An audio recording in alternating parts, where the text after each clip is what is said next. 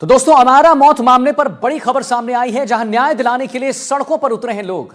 जयपुर के शहीद स्मारक पर प्रदर्शन हो रहा है। स्कूल के खिलाफ कार्रवाई की मांग उठ रही है। नीरजा मोदी स्कूल सीबीएसई जांच में पाया गया है दोषी। बुलिंग की शिकायतों को अनसुना करने का भी आरोप है। सबूतों से छेड़छाड़ करने की भी आशंका है।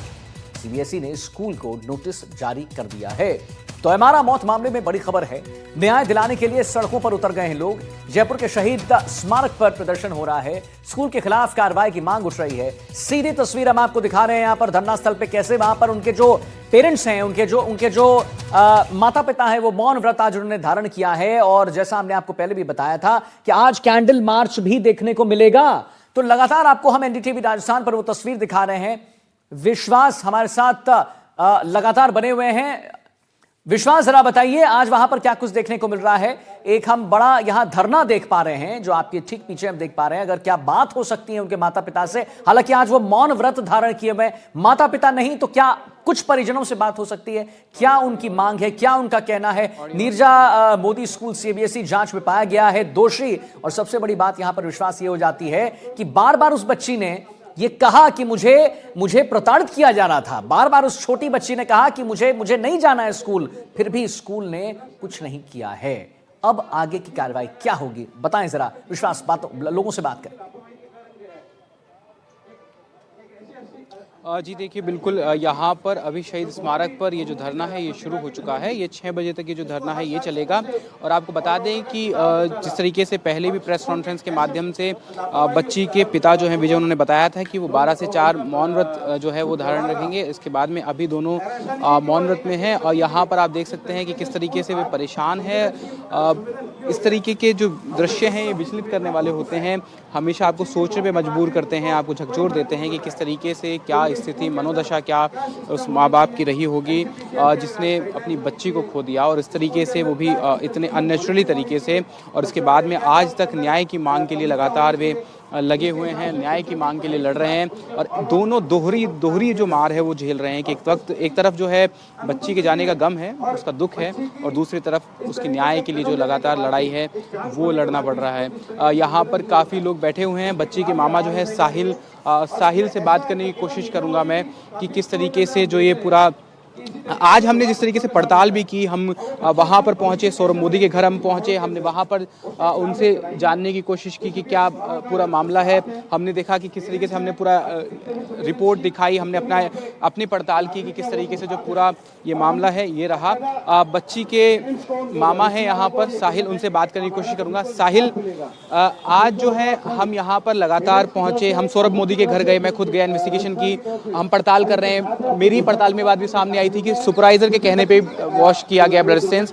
आपको क्या लग रहा है, क्यों जवाब नहीं दे रहे हैं? मुझे भी जवाब नहीं मिल रहा है। ना आपने देखा होगा, ना ही मिस्टर सौरभ मोदी जो शायद देश के प्राइम मिनिस्टर से बड़े हो चुके हैं, या ना ही इंदु दुबे जो कि प्रिंसिपल हैं या पता नहीं राजस्थान के चीफ मिनिस्टर हैं, ना वो किसी से बात कर रही हैं, ना वो उनको लगता है कि वो रिस्पॉन्सिबल हैं। अभी सीबीएसई ने भी एटलीस्ट फर्स्ट टाइम किसी बॉडी ने उनको नोटिस दिया है, फर्स्ट टाइम किसी ने कुछ किया है सीबीएसई ने। सो हम यही होप कर रहे हैं कि कुछ इस पे अब कार्रवाई होगी, सीबीएसई इवेंचुअली इस पे एक्शन लेगा, क्योंकि ये हमें बड़ा क्लियर है, ना ही राजस्थान सरकार इस पे अभी तक कुछ करी है। और अभी तक पुलिस की इन्वेस्टिगेशन 22 दिन हो चुके हैं, वो अभी भी इन्वेस्टिगेशन चालू है, इन्वेस्टिगेशन चल रही है। जो सीबीएसई की रिपोर्ट आपने भी दिखाई और सबने देखी वो न्यूज़, बड़ा क्लियर दिख रहा है उसमें कि कितने सारे इश्यूज़ हैं इस स्कूल में। अगर उसकी वजह से हम इन स्कूल्स के अगेंस्ट एक्शन नहीं लेंगे तो हम किस केस में एक्शन लेंगे। वो बच्चा आज जिंदा होता, वो बच्चा आज बिल्कुल ठीक होता, अमायरा आज यहीं पे होती, हमें ऐसे प्रदर्शन नहीं करने पड़ते, हमें ऐसे रोड पे नहीं बैठना पड़ता।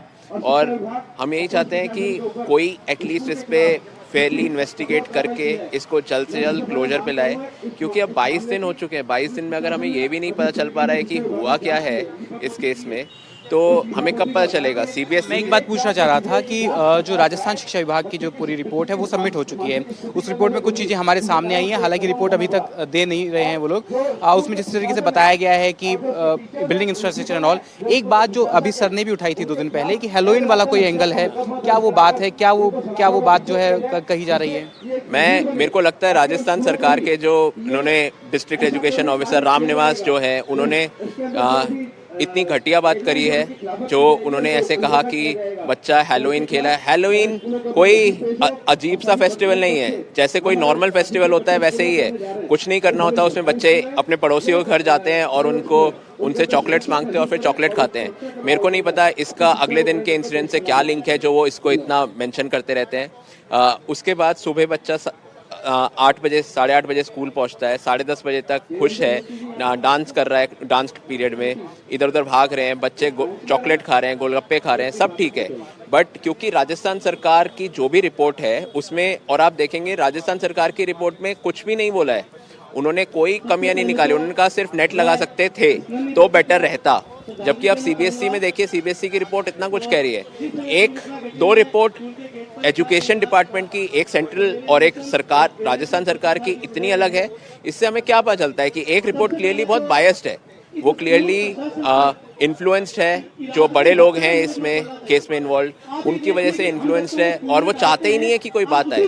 ये तो अच्छा है कि सीबीएसई ने एटलीस्ट कुछ इस बारे में बोला, सीबीएसई ने इसमें बताया, वरना राजस्थान सरकार मदन दिलावर जी वाली जो कमेटी बिठाई गई उसमें कुछ नहीं आया है, उसमें कुछ भी नहीं निकला। उनको कोई प्रॉब्लम नहीं दिख रही स्कूल में, उनको कोई इशू नहीं दिख रहा, उनको ये भी नहीं दिख रहा कि वहाँ पे काउंसलिंग नहीं होती, उनको ये भी नहीं दिख रहा वहाँ पे एक एंटी बुलिंग कमेटी नहीं है, उनको ये भी नहीं दिख रहा कि बच्चे आई कार्ड नहीं है, उनको ये भी नहीं दिख रहा बच्चा ग्राउंड फ्लोर से 4थे फ्लोर तक चला गया।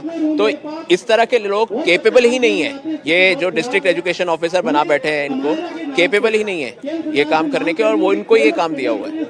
और देखिए किस तरीके से, जिस तरीके के सवाल हम उठा रहे थे बार बार कि बहुत धीमा जो प्रोसेस है वो चल रहा है इन्वेस्टिगेशन में, साथ ही पुलिस की इन्वेस्टिगेशन में भी दिक्कतें हैं। वहीं एक और सवाल जिस तरह से मैंने पहले भी बताया कि पहले विजय ने उठाया था, जो बच्ची के पिता हैं उन्होंने, कि हैलोवीन का जो एंगल है जबरदस्ती उसमें लाया गया है, और इसी तरह के जो सवाल है उठाएं। आशुतोष हमारे साथ हैं। आशुतोष, आप मॉनिटर कर रहे हैं इस जो पूरा ये इंसिडेंट है, मैं खुद इसको रिपोर्ट कर रहा हूँ, कहाँ चूक नजर आ रही है? अब तक शिक्षा विभाग की जो चीज़ है, रिपोर्ट है, उसमें हेलोइन का एंगल ला रहे हैं, उसको लेकर के परिजनों ने आरोप लगाया।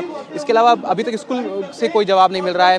फाउंडर को कहा गया है कि लीगली आप मत बोलिए, लीगल एडवाइजर्स ने, तो कोई और तो बोल सकता है, प्रिंसिपल बोल सकती हैं, क्या लग रहा है? ये देखिए, इसमें चूक नहीं है, इसमें सरकार का टोटल गिवन है, क्योंकि सीबीएसई की जो अभी रिपोर्ट है जो सीबीएसई ने कल ही सबमिट किया, उसमें बहुत साफ शब्दों में स्कूल को दोषी ठहराया गया है। बहुत साफ शब्दों में बताया गया है कि उस बच्ची को लगातार पिछले कई महीनों से बुली किया जा रहा था। घटना के दिन भी उस बच्ची ने 5 बार उठकर टीचर से कंप्लेन की, उस कंप्लेन को लगातार नज़रअंदाज किया गया। फिर भी वो 9 साल की बच्ची किस तरह से ग्राउंड फ्लोर से चढ़कर 4th फ्लोर तक पहुंच गई और उसने एक कदम उठाया, ये सारे फैक्ट्स एस्टैब्लिश होने के बावजूद लगातार स्कूल को बचाने की कोशिश की जा रही है। तो ये कहीं ना कहीं सरकार की साठगांठ बताता है। सरकार से सिर्फ और सिर्फ ये निवेदन है कि आप जीते जी उस बच्ची के साथ न्याय नहीं कर पाए, कम से कम उसके जाने के बाद सीबीएसई की उस रिपोर्ट को ही संज्ञान में ले लें और उस स्कूल के खिलाफ एक्शन लें, उस बच्ची को, उस परिवार को इंसाफ दिलाएं। और देखिए लगातार यही सवाल खड़े हो रहे हैं। हमने सुबह से कई बार कोशिश की कि हम बात कर पाएँ, जान पाएँ कि क्या पक्ष है स्कूल का, हम दिखाना चाहते हैं स्कूल का क्या पक्ष है, हम बात करना चाहते हैं, जवाब लेना चाहते हैं उनसे कि आखिर चुप्पी क्यों साधी हुई है। हमने बताया कि जिस तरह के ललित शर्मा जिनका नाम सामने आ रहा है कि मैनेजिंग कमेटी में वो हैं, वो देखते हैं सब चीज़ें। फाउंडर जो हैं उनका स्कूल के एडमिनिस्ट्रेशन में इतना दखल नहीं रहता है।